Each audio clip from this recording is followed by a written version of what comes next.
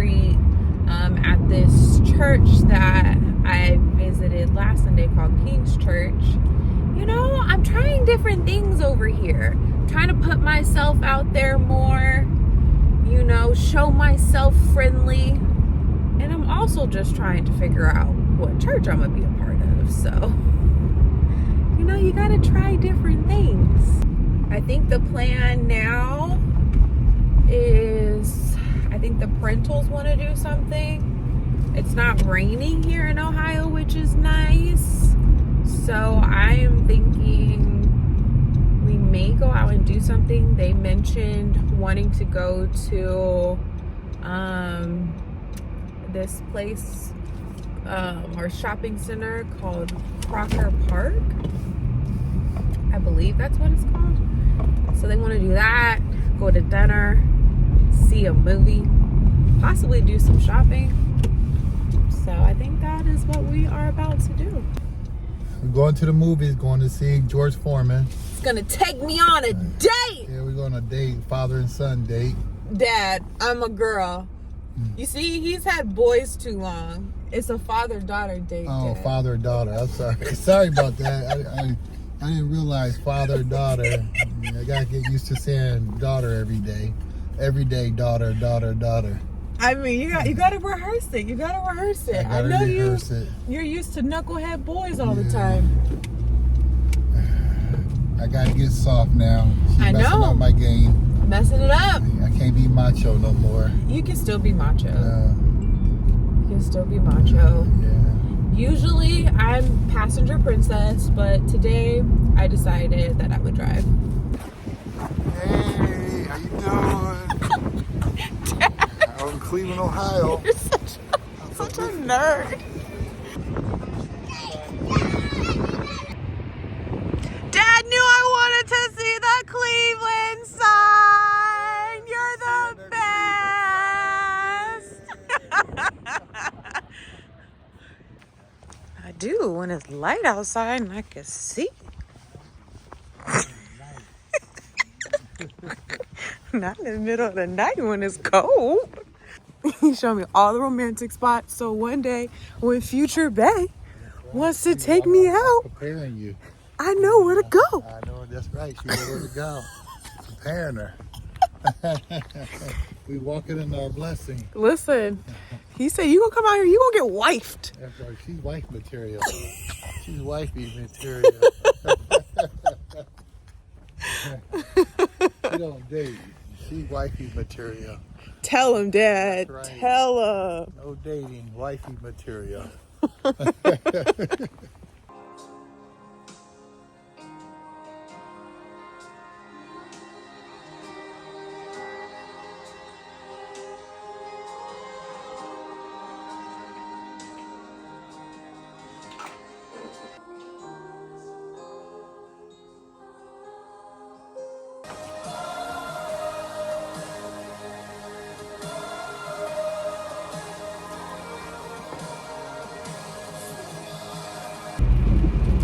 Happy Sunday. On my way to go pick up my dad. He texted me this morning and was like, I'm gonna go to church with you, which is so sweet. So I'm gonna go pick him up from his church. And then we are going to go to Bethel, Cleveland. Because as you know, I'm trying to find a church home, okay? But you know, you gotta keep searching. I don't know if that's it or not, but I don't feel like I'm supposed to go to like one church and you know how you be like one and done. I think this time, sis is gonna have to put in some work and visit a bunch of different churches, which is just crazy. But hey man, y'all pray for me. Pray that I find a good church home out here in good old Cleveland. And if you have any recommendations for any churches for me to check out, go ahead and just drop them in the comments below and I will be sure to do my research and to check it out. So I gotta be now, man. Yeah, man.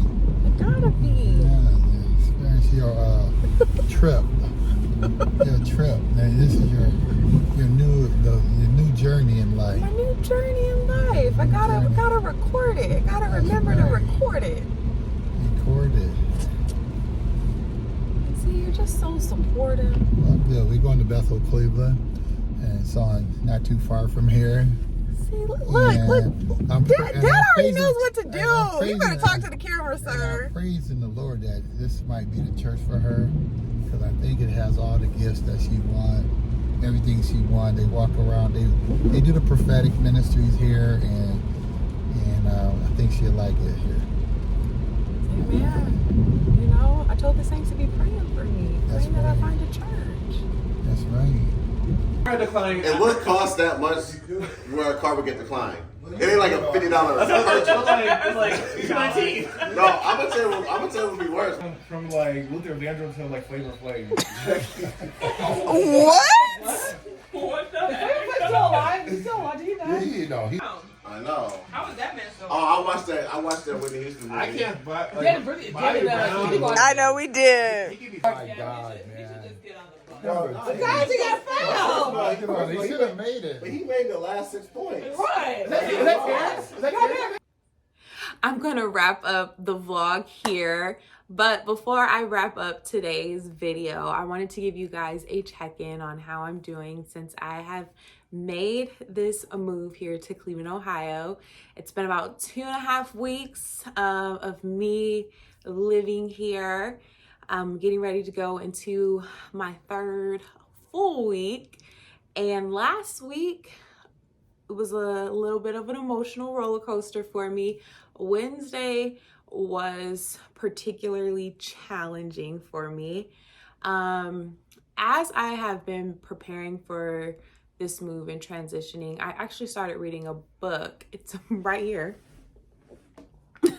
Let me just grab it. It's called The Tension of Transition by Craig Cooney. And this book has been really, really helpful in navigating and just giving me language for transition. And I happened to be on social, and someone I knew from back in California sent me one of his posts talking about transition. And I'm going to read it because I feel like it perfectly described where I was on Wednesday. In any transition, there is always a season of displacement and readjustment. That's simply the nature of change. We have left the familiar for the unfamiliar. You're not who you were, but you're not yet completely sure who you are. You are adapting to changes in your identity. You may be carrying wounds from the situation you have left behind. You may be grieving some losses. Perhaps you didn't get closure you desire. There may also be uncertainty about the future. Disorientation can bring many challenges and uncertainties. It can feel a little like exile. You're in a strange land, but this is also an opportunity to dream, to reimagine what your life can look like, to reinvent yourself, to get fresh vision, to explore options, to try new things. The details and definition of the new thing will emerge as you continue to take the step of faithfulness and obedience. And this is stage 4, which is disorientation. This is a post he did about like 6 stages that you'll go through in transition. And I read that and I said, oh my God, that is what I was feeling this week on Wednesday. The best way I think I can describe it is right now I feel like I am walking on water. And the image that I have and that I keep seeing in my mind is a big body of water, and I am standing on water in the middle of it, and I am just turning around in circles looking like, where do I go next? I'm not sinking because, you know, I got the faith, so I'm not sinking, but I'm just like, Jesus, what do I do now? And that's just kind of where I'm at. I'm like, Lord, what do I do next? And he's given me some instructions. Right now, they're super simple. It's go to the gym, get in a good routine, be in your word with me, pray, and just get acclimated to your new city, you know, and then do your YouTube. Like, that's pretty much all I got right now, which I feel like is perfectly fine. Like, I know for me and where I'm at, that is enough. I think where I feel like, Lord, like, where do you want me to go, or like what is to come, is sometimes I think too far ahead. So I'm like, okay, I'm doing this. So what do I do after this? And I know I just need to focus on this current step, and then he'll eventually tell me the next step. But then I think about relationships. I think about potential friendships, and you know, finding a new church home is important to me right now. And I have kind of been navigating. So when the post talked about kind of being in exile, sometimes I feel like that's kind of like where I'm at. Like, the term that I sometimes want to say is like, I feel like I'm alone, which I know that I'm never alone, because, you know, God is always with me. I also know I'm not alone because I literally live with my family. So I'm not alone on that aspect, but there's still like this part of me that feels like I'm alone. And I think I've just been kind of like trying to ask God, like, God, what do I do with this? What do I do with this feeling? I think the other part of it is realizing that life goes on, and life back home is going on without me. And that's a part that you have to grieve, you know? And you're moving, like, I'm moving forward, like, in my life. But I think you just think like, dang, like, certain relationships that you thought that would possibly come over with you in this new life journey didn't come over with you. So it's just navigating that part of it, and you know that there's no hard feelings there. But when you take the convenience away, I think you realize kind of where you were in that relationship. And it goes on both ways. It's not to put blame on other people. It's just, it was convenient on both sides. And now that it's no longer convenient, you settle in the fact of kind of understanding of what that relationship was, and it's disheartening. You can't help but kind of just feel sad a little bit, and it's a grief process, because now you know kind of what that relationship was, and maybe you just aren't meant to move forward. Yeah, so it's weird.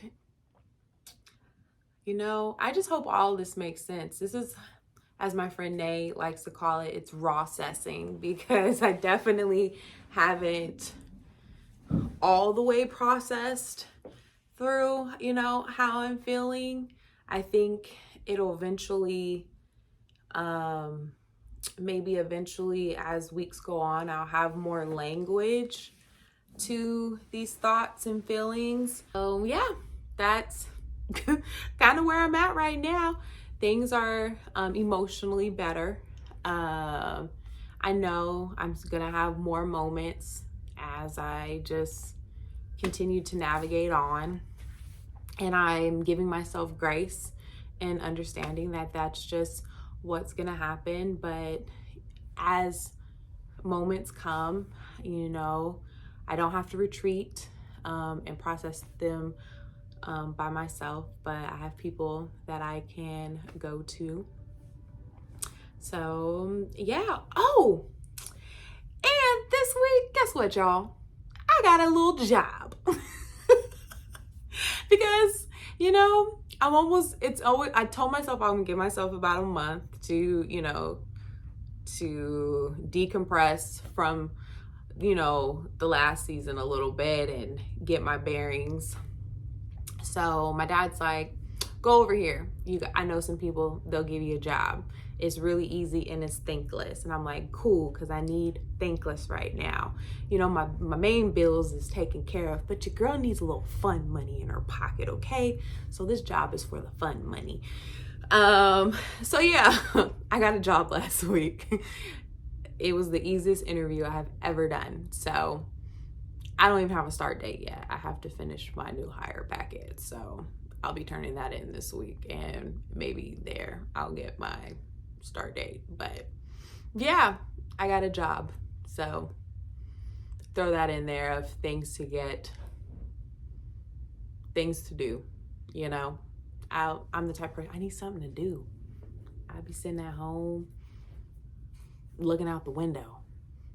So at least now I get to go talk to people. But yeah, y'all, that's it for today's video. And you know, I'm gonna do the little YouTube thing real quick. If you have not liked or subscribed to the channel, go ahead and subscribe. Make sure you like this video, drop some comments, and I'll see you in the next video.